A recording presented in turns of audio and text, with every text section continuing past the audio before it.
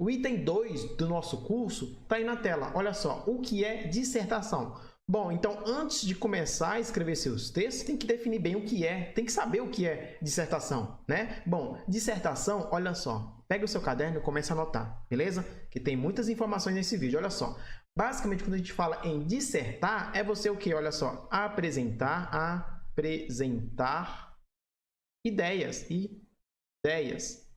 basicamente sobre um assunto específico. Você vai o quê? Desenvolver um raciocínio. Anota aí, ó. Vou colocar aqui, ó.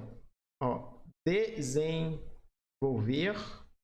um raciocínio.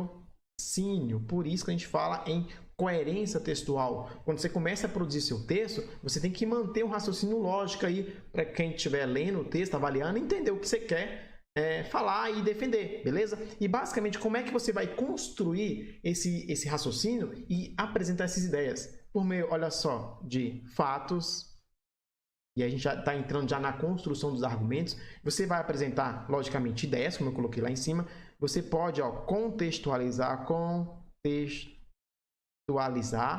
tá? A gente vai comentar sobre isso depois, quando eu estiver falando mais um pouquinho sobre a estrutura do texto dissertativo argumentativo, beleza? Então, a dissertação, ela tem a sua estrutura básica e todos sabem qual é a estrutura.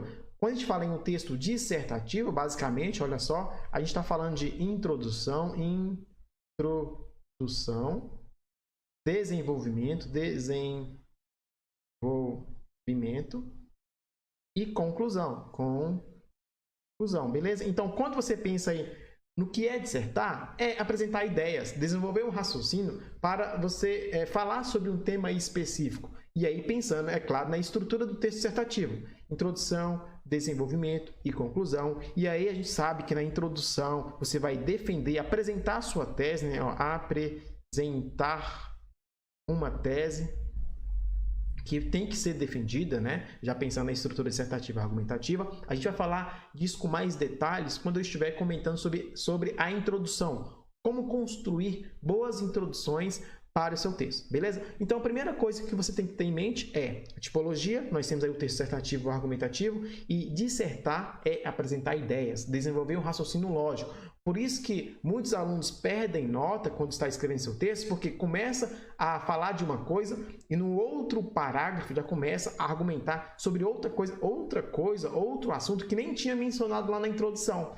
Por isso tem que ter uma lógica, um encadeamento. Por isso que a gente fala de coerência textual, de continuidade textual, de progressão textual, beleza? Então, dissertar é basicamente isso, ok? Anotou? Se não anotou, tira um print, dá um pause, anote, faça todas as anotações, beleza? Porque na última parte desse vídeo vai ter alguns temas para vocês praticarem.